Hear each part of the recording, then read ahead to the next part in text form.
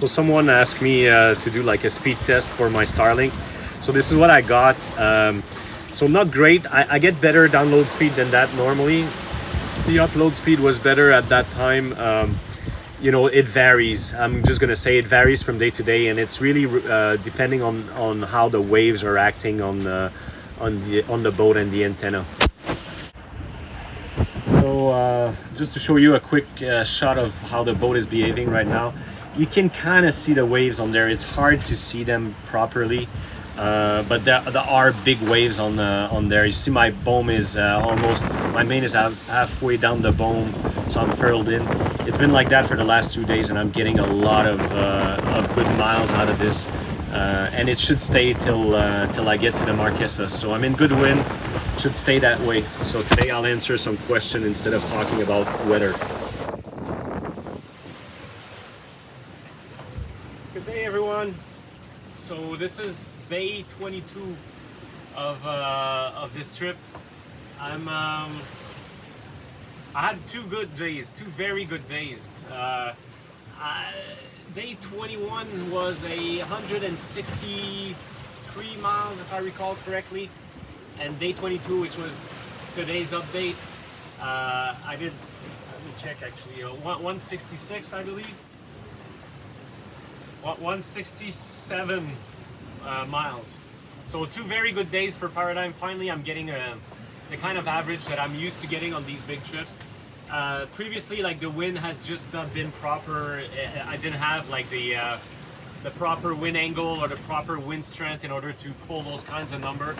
Now I have like my main is half reef. I'll show that on the video, and I'm kind of slowing the boat down, even like regulating the speed to 7.5 knots, which is a good segue to what I'll be talking about today. I'm gonna answer. So I did for Lana.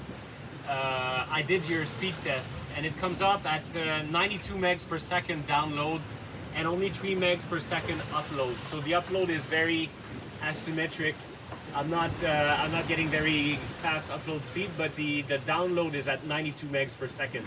So yeah, that's YouTube quality. I'm able to use voice over IP calling, like with Skype or with Facebook messengers or that kind of stuff. The 3 megs per second upload is due to the fact that right now I'm in 20-foot swells, so the antenna, you can see the boat moving right now. It doesn't give a good perspective on the size of the waves, but those swells are big, like between 15 to 20 foot. So it makes the antenna unstable, and it makes it so that the communication is difficult with the satellite, I suppose. Remember, that antenna is not supposed to work when I'm in motion, when I'm moving. So the fact that it works at all is, I'm more than happy. So today I'll try to answer some question that I get from Colleen West 2000. Basically, I guess Colleen, she's asking me if there are a crash standard to hulls. The answer is I don't really know. I don't know if CE, because the CE has a norm that says C grade Class A ocean. So I'm supposing that if you read through that C Class A ocean norm, I'm pretty sure you could find it on the internet. It probably would have like a spec for a crash resistant of some sort. Now, you're talking in this like 5 miles per hour. Would a boat survive a 5 mile per hour impact? I would expect that my Bavaria would suffer a great amount of damage if I hit something really hard at 5 miles per hour impact. I would not suspect that my boat would do well with that. And I have seen with my own eyes, and this is according to the report that the owner made to me, an Albert Brassey 46 vintage 2000, 2004, around these era, that had crashed at 7 knots. He T-boned a steel commercial fishing vessel and got away with that with a bent jib furler, a bent anchor roller, and some minor cosmetic scratch on his hull. There were no sign of visible cracks of any sort on his hull. So I've never done a crash with my Bavaria, unfortunately, so I don't know exactly how it would survive. So a word on that, everything I'm telling you here is based on my experience. So I have a fair amount of sailing experience. I can say I've been sailing for 46 years. I'm 46 years this year. I really started sailing in June 1977 with my parents in Old Orchard at the time, and then after that they had like sailboats on small lake. Eventually, like I kept sailing through college with windsurfing and high performance catamaran, sport catamaran sailing, and eventually like in 2013 I bought this boat, Paradigm 2, that I'm on right now, and I've been living on it full time for 2013 to now, so almost 10 years already. Time goes by so quick. My boat now has got 55,000 miles, and a lot of the opinions that I'm giving here are based on this sailing experience. Don't take this as engineering data. It's not engineering data. It's just personal experience, and sometimes it's inference. So for example, if I look at an Albergrassi and I see the size of the stays for X amount of boat, like a 40-footer or a 45-footer, if I look at their dock cleats or that kind of stuff, like I'll look at it and I look at how solid it is or beefy those parts are, and then I'll compare it to my Bavaria, and you're going to see that the Bavaria is not built as solid, and it's readily obvious to the eye, to the naked eye, to see that. So therefore, I make inference like that. So you got to take what I'm saying here with the proper appreciation. There are things where I have more data, but again, like you got to be, the data I have is based on just the experience of running this boat for 10 years, which is for a personal, on a personal level is substantial. But of course, when you take all the Bavarias all around the world that have been sailing for the past 40 years, and you extend that to all of the cruising boats or production boats that have been sailing for 40 years, and all of these hours of sailing, I mean, that's a much larger number of hours of navigation than I'll ever get in my lifetime. So it's only my perspective. It's the only thing I got.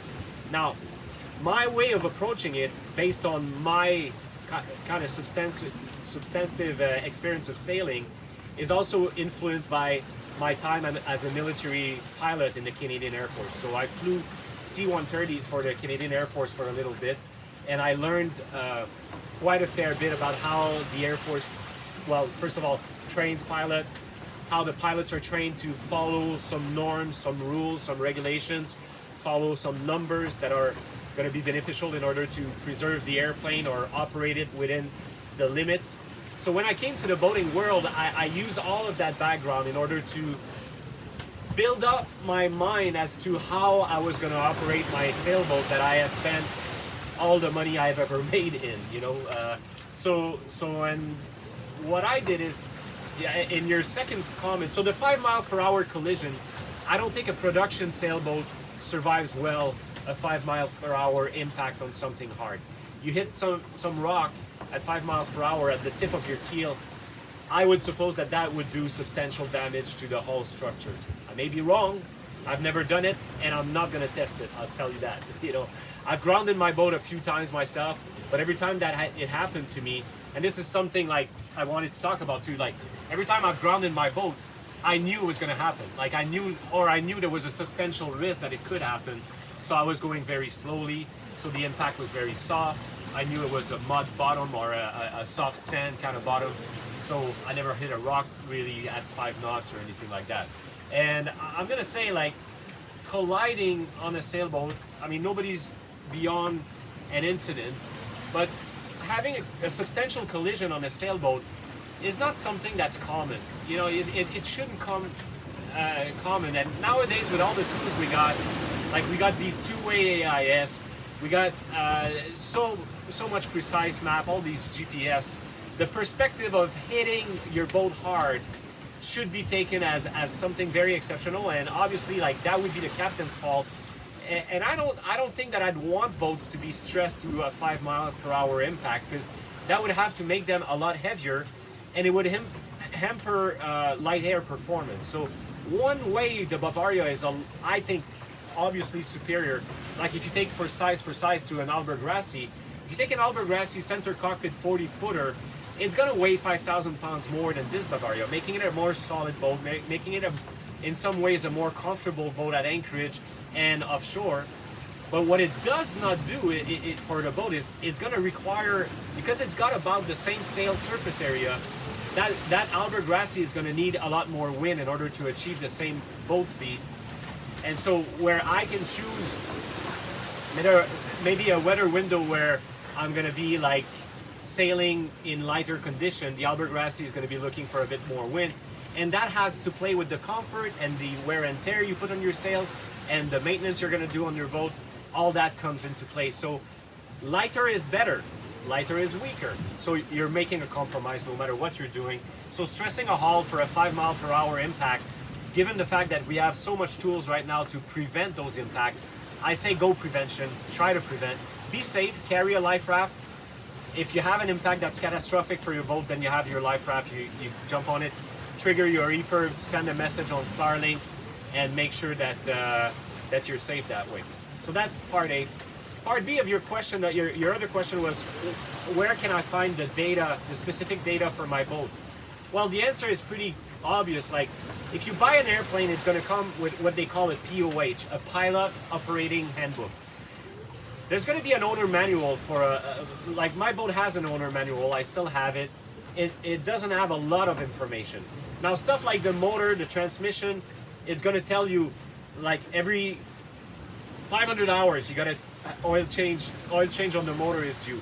Every 200 hours of operation, oil change on the transmission is due. So that's well known, you know. Every 7 years, you got to change the gasket that seals the sail drive to the hull. So these are known numbers, and those numbers you have, like, hold on to these numbers and respect them. Another number that I find that's very important that's published is Selden has a book that's published on their website called the Selden Rig Tips and Tricks. And in that book somewhere, I can't remember the page number, but in that book, they mention that every stay, every wire that holds your mast has to be changed every 20,000 miles. So every time you do 20,000 miles of offshore sailing with that boat, you have to change your stays. If not, your stays are considered, like, basically your boat would be subject to dismasting because your stays are outside of their spec. So I highly recommend that you look into these numbers that you can find. For where you don't have numbers, and there's a lot of places you don't have numbers for these boats, because there's a lot of reasons for that. Like, obviously manufacturers don't want to advertise limits to their boat. They want you to believe that their boats have unlimited capacity or some sort, you know, like so for example, one limit that I abide by on my boat is 7.5 knots. So anytime I get 7.5 knots of hull speed in the water, I'll furl my sail and I'll bring it back to 7.5. I'll never let the boat go 8.5, 9.5 or something like that. The boat could do 8.5, 8, maybe 9 sometimes, like surfing a wave, but I just don't let it happen because of a concept that I take from the airplane world. Like, any airplane will have what they call a VNE, like a velocity never exceed. That's not the case for boat, or anyway, it's not published. You know, they publish polars, which should give you an approximation of your boat speed in a given set of wind angle and wind power, wind speed. You should achieve X amount of speed on your boat. That's not a VNE.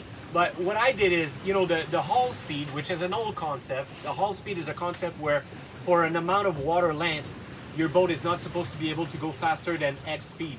So the hull speed, it's a theoretical calculus that they used to make. And with old hull design, the boats could not overcome that. Nowadays, it's kind of known that it's a soft limit. It's not an absolute limit. But still, hull speed for my boat is 7.2 knots when you do the square root of whatever the formula for that is. So I decided that I'm using 7.5. So 7.5 is where I furl in my main and I slow the boat down. I try to regulate the boat speed at 7.5. And I feel that that's a reasonable number to use because I want to cross the ocean as fast as I can, because the faster I cross the ocean, the less exposed I am to the element.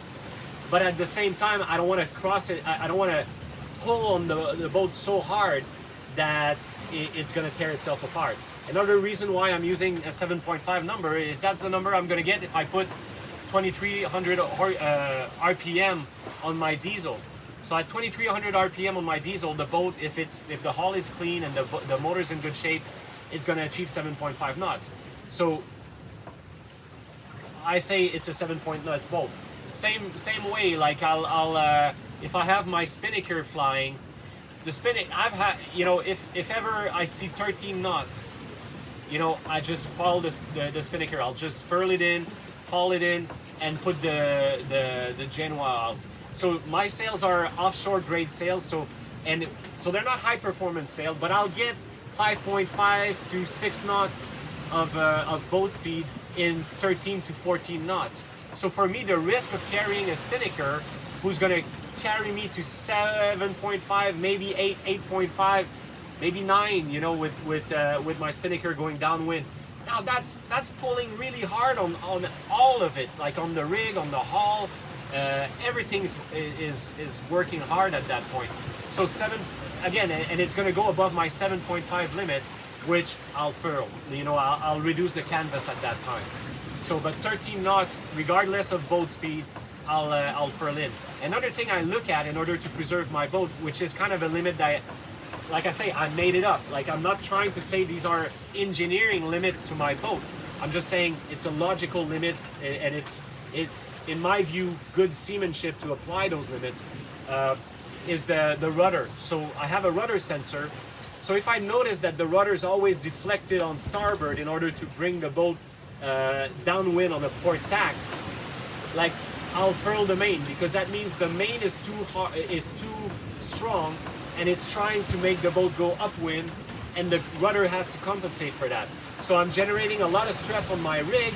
I'm generating a lot of stress on the rudder, a lot of stress on the autopilot, a lot of stress on the hull. All that to achieve maybe 0.5 knots faster. I'll furl in the main, center the rudder, so make sure that the rudder is trimmed, that, you know, it'll move from port to starboard, but it's a constant motion like that, and it will stay centered. And I'm using that as a reference to say, now my boat is balanced with the sail, and I'm minimizing the drag on the boat, so whatever speed I achieve, it's done in a way that's minimizing the total drag that's applied to the hull, which I feel is important to preserve all the rig. So I got a lot of these made up numbers. I don't remember them all right now, but like I say, they're made up because they're not an engineering, you know, destructive testing or material resistance kind of knowledge. They're just an intuitive knowledge that I brought with my years of sailing, saying they're reasonable limit to apply to my boat, and I feel that by doing that, I'm optimizing the fact that I want to get to the other side of the ocean as fast as possible, but I want to do so safely. I'm not racing. So because I'm not racing, I don't want to pull hard on the rig. I try to preserve the boat. So that's the way I think about all these things. And I think like having a Bavaria boat, which is by nature a boat that's designed to be affordable, therefore we're not maximizing anything else but affordability on this boat. It's a sensible thing to say, let's put some limit that are well inside what the boat limit is going to do and what the boat is supposed to be able to do, and that way I know I'm not tearing it apart. The other thing I'll say with this is, for me, it's a continuous thing. I hear a noise, I hear a knocking, I pay attention to how I handle my line so that there's no slip between the wheel that's turning my furler and my furling line. I'll go up the mast and I look at how my mast is angled or not. I'll be watching my stays every day to make sure I don't have one that's like, I have strands that are starting to break, and if that ever happens, then I'll unload that side. So, I mean, that's like, you could call that yacht husbandry, like, or seamanship, however you want to call this. It's just like being constantly aware. A new noise, what is it? Like, I need to find it. If it's cracking here or a new stress crack on the gel coat somewhere, I want to see that, and I'll use that as a sign that I'm pushing the boat too hard, you know. And anyway, that's the way I approach it. I hope it helps you. I think that the main concept here is in the absence of a boat operating or a skipper operating instruction book that your manufacturer would give you, and some manufacturer may give you some of that, you know. If you don't have that, then look at your boat, look at the polar curve, look at what you know about that boat, and then infer other numbers, other limit on your own, so that you have a decision point that you can apply readily. Like the spinnaker thing at 13 knots, you know, like you're tired, is the wind gonna come up, is the wind gonna cool down, am I okay to keep it, could I let it fly a bit more? No, I do none of that, because I'm tired. I haven't slept well in 2 weeks, because I left Mexico 2 weeks ago. 22 days ago I left Mexico. So I'm sleeping, but I'm not sleeping well, and I wake up every so often to go and check the boat out and all that kind of stuff. So I don't want to be thinking, because my mind is tired and I'm mentally tired on these passages, and I know that. So one way to alleviate the risk of being tired is to have like very safe inside of your capability as a boat and as a crew of sail handling. So you have those limits. So if I see 13 on the wind meter, there's no questions asked. That spinnaker is coming down. That's it. I mean, so it makes it very easy, and it's also like, you see, it's safety is a multi-factor thing. So there's the aspect of what's the boat capable to do, what the crew is capable to do, what am I capable to do in a completely relaxed way. Sailing San Diego Bay is not the same as what I'm able to do now that I've been working this boat for the last 22 days. So I'll make sure that I'll take that into account. And to take that into account means that I'm giving myself some clear guideline. I'm not speculating on what the wind will be in an hour or two. If the wind justifies me taking down that spinnaker now because it's 13 knots, I take it down. So I know I've expanded a bit more on your questions. I hope it helps. I find these things useful for myself. I hope it helps you, and I hope that you found that interesting. Let me know in the comment if you did, if you did not, or if you have other questions. I love having your question, Colleen. Like, seriously, send more of that. I love talking about this boat tech stuff. Have a good day.